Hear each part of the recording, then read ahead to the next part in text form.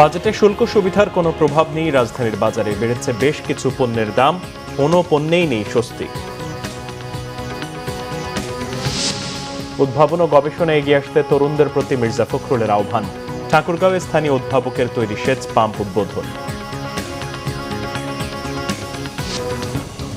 দেখছিলেন সংবাদ শিরোনাম। নতুন বাজেটে 63টি নিত্য প্রয়োজনীয় পণ্যের ওপর নতুন কোনো কর আরোপ না করায় বাজারে নিত্যপণ্যের দাম কমবে এমনটা আশা থাকলেও বাস্তবে তার কোনো চিহ্ন নেই। রাজধানীর খুচরা বাজারে এসব পণ্যের দাম নেওয়া হচ্ছে আগের মতোই। ব্যবসায়ীরা বলছেন, নতুন শুল্ক ছাড়ের আওতায় আমদানি করা পণ্য বাজারে আসার পরই প্রকৃত পরিস্থিতি বোঝা যাবে। মেজবা রহমানের রিপোর্ট। রাজধানীর পলাশী কাঁচা বাজার, শসা, ঢেঁড়স, পটল, কাঁকরোলের দাম কমলেও টমেটোর বিক্রি হচ্ছে 200 টাকা কেজিতে। গাজরের দাম একটু বেশি, তারপরে আপনার টমেটো সিজন তো এখন 180 টাকা, 70 টাকা, ভালোটা 200 টাকা কেজি বিক্রি হচ্ছে। আর এই সপ্তাহেও মাছের দাম বেশ চড়া। চাষের পাঙ্গাস, রুইয়ের দাম কিছুটা স্থিতিশীল থাকলেও বাড়তি দামে বিক্রি হচ্ছে চিংড়ি কিংবা ইলিশ মাছ। মাছের একটু সংকট, মানে গাড়ি মাছ ঈদের পরে তো এই পর্যন্ত দাম ঠিক আছে, এবারে সমান দামে আছে, আগের দামে আছে। মাছ গাঙ্গে কম, মানে ওই যে কয় ধরতে দিছে সাগরে, ওটা চিটাগাঙ্গের মাছ। আমাদের বরিশালে, ফরিদপুরে এখানে মাছ কম, চাঁদপুরে মাছ কম। এদিকে সপ্তাহান্তে কেজিতে 10 টাকা বেড়েছে ব্রয়লার মুরগির দাম, আর 120 টাকা কমে 600 টাকা কেজিতে বিক্রি হচ্ছে দেশি মুরগি। আর আগে সেই 800 টাকা কেজিতে বিক্রি হচ্ছে গরুর মাংস। 180 ছিল, 190 হয়েছে। আর দেশি মুরগির দাম একটু তুলনামূলক কম, 600 টাকা কেজি। দেশি মুরগি একটু আমদামি আছে, 600 টাকা কেজি। আগে ছিল 720 টাকা কেজিতে, 120 টাকা কমছে দেশি মুরগি। 800 কম আর গরু হইব না, এই কথা না। 800 উপরেই থাকবো, ভালো গরু কিন্তু 800 উপরেই খাইতে দিব। চালের দাম স্থিতিশীল থাকলেও পলয়ের চালের দাম এখনো আকাশচুম্বী। কেজিতে 5 থেকে 10 টাকা বেড়ে বিক্রি হচ্ছে 190 টাকা কেজি। তবে দাম বিক্রির পর বাজারে সয়াবিন তেলের পর্যাপ্ততা বেড়েছে বলে দাবি ব্যবসায়ীদের। পলয় চালের দাম একটু বেশি। হ্যাঁ, পলয় চাল এখন চলেও কম, দাম বাড়াতে একটু কমই চলে।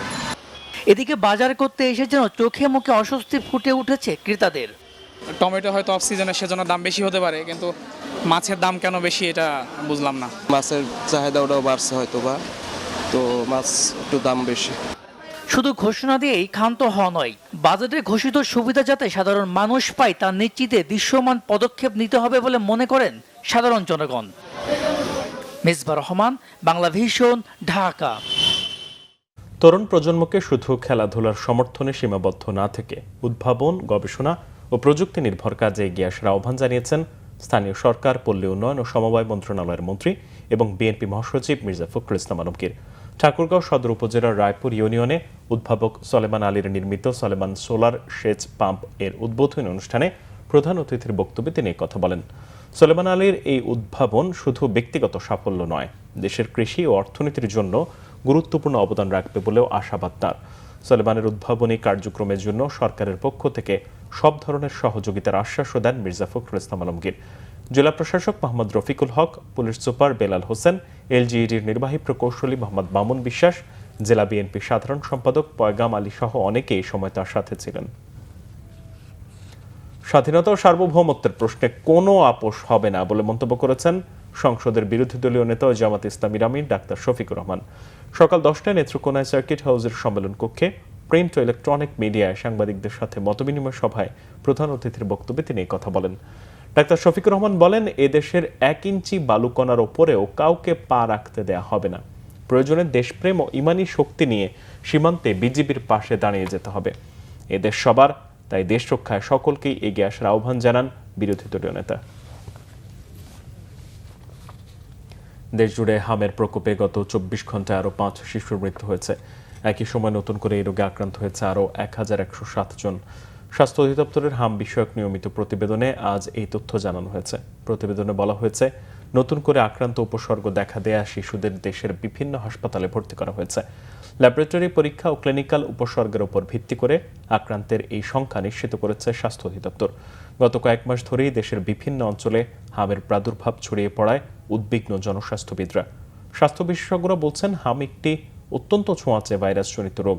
পরিস্থিতি নিয়ন্ত্রণে আক্রান্ত এলাকাগুলোতে নজরদারি জোরদার করার পাশাপাশি শিশুদের দ্রুত টিকাদানের আওতায় আনার পরামর্শ দিচ্ছেন তারা। এবার দেশের আরও কিছু খবর নিয়ে দেখুন একটি ডেস্ক রিপোর্ট। মানুষের দোরগোড়ায় স্বাস্থ্যসেবা পৌঁছে দিতে সরকার স্বাস্থ্য খাতে বাজেটে সর্বোচ্চ বরাদ্দ রেখেছে বলে জানিয়েছেন দুর্যোগ ব্যবস্থাপনা ও ত্রাণমন্ত্রী আসাদুল হাবিব দুলু। লালমনিরহাটে কিডনি ডায়ালাইসিস সেন্টার উদ্বোধন করে একথা বলেন তিনি। অনুষ্ঠানে সভাপতিত্ব করেন সোনার বাংলা ফাউন্ডেশনের কান্ট্রি ডিরেক্টর অবসরপ্রাপ্ত ব্রিগেডিয়ার জেনারেল নিয়ামুল ইসলাম ফাতেমি। নৌবাহিনীর বহরে যুক্ত হল জাপানি 5টি পেট্রোল বোট। জাপানের অফিসিয়াল সিকিউরিটি অ্যাসিস্ট্যান্স এর আওতায় বোটগুলো জাপান সরকারের প্রতিনিধি আনুষ্ঠানিকভাবে বাংলাদেশ নৌবাহিনীর কাছে হস্তান্তর করেছে। অনুষ্ঠানে প্রধানমন্ত্রীর প্রতিরক্ষা উপদেষ্টা অবসরপ্রাপ্ত brigadier general doctor AKM Shamsul Islam এবং জাপানের পার্লামেন্টের পররাষ্ট্র বিষয়ক উপমন্ত্রী শিমাদা তোমোয়াকি উপস্থিত ছিলেন। ফেনীতে পূজা উদযাপন পরিষদের দ্বিবার্ষিক সম্মেলন হয়েছে। প্রধান অতিথি ছিলেন ফেনী 2 আসনের সংসদ সদস্য অধ্যাপক জয়নাল আবদিন। বিশেষ অতিথি ছিলেন ফেনী 1 আসনের এমপি মুন্সি রফিকুল আলম মজনু। সম্প্রীতি, পারস্পরিক সহাবস্থান এবং সংগঠনের কার্যক্রম আরও শক্তিশালী করার আহ্বান জানানো হয় সম্মেলনে। বিএনপি সরকারের নির্বাচনী ইশতেহার বাস্তবায়নে গণমাধ্যম কর্মীদের ভূমিকা শীর্ষক কর্মশালা হয়েছে কক্সবাজারে। এতে প্রধান অতিথি ছিলেন জেলার প্রধান তথ্য কর্মকর্তা সৈয়দ আবদাল আহমদ। বক্তব্য রাখেন সিনিয়র তথ্য কর্মকর্তা ফখরুল ইসলাম, কক্সবাজার প্রেস ক্লাবের সভাপতি মাহবুবুর রহমান, সাধারণ সম্পাদক মমতাজউদ্দিন বাহারি সহ সংশ্লিষ্টরা। মানবতার কল্যাণে পরিবর্তনের অঙ্গীকার এই স্লোগানে ঝালকাঠিতে ফ্রি হেলথ ক্যাম্পের আয়োজন করেছে উই ক্যান চেঞ্জ নামে একটি সামাজিক সংগঠন। সরকারি মহিলা কলেজ প্রাঙ্গণে এই হেলথ ক্যাম্পে সংগঠনের chairman professor doctor SM Khalid Mahmud শাকিলের নেতৃত্বে অভিজ্ঞ ও বিশেষজ্ঞ চিকিৎসকদের একটি দল নানা বয়সের রোগীদের চিকিৎসা দেন।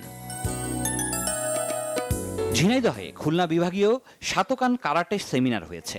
জোহান ড্রিম ভ্যালি পার্কে দিনব্যাপী এ সেমিনারের আয়োজন করে ঝিনাইদহ জেলা ক্রীড়া সংস্থা। সেমিনারে ঝিনাইদহ, কুষ্টিয়া, যশোর, মেহেরপুর, মাগুরা সহ 10 জেলার 150 শতাধিক শিক্ষার্থী অংশ নেয়। প্রশিক্ষক ছিলেন কারাটে ফেডারেশনের সাধারণ সম্পাদক মোয়াজ্জেম হোসেন সেন্টু ও সাবেক কার্যনির্বাহী সদস্য আফজার হোসেন। নোয়াখালীর কবিরহাটে প্রধানমন্ত্রীর ত্রাণ তহবিলের বিশেষ বরাদ্দের আওতায় 220 জন দুস্থ নারীর মাঝে আর্থিক সহায়তা বিতরণ করা হয়েছে। কবিরহাট সরকারি মডেল উচ্চ বিদ্যালয়ের হলরুমে এ আয়োজন করা হয়। নোয়াখালী 5 আসনের সংসদ সদস্য মোহাম্মদ ফখরুল ইসলামের তত্ত্বাবধানে এসব সহায়তা দেওয়া হয়।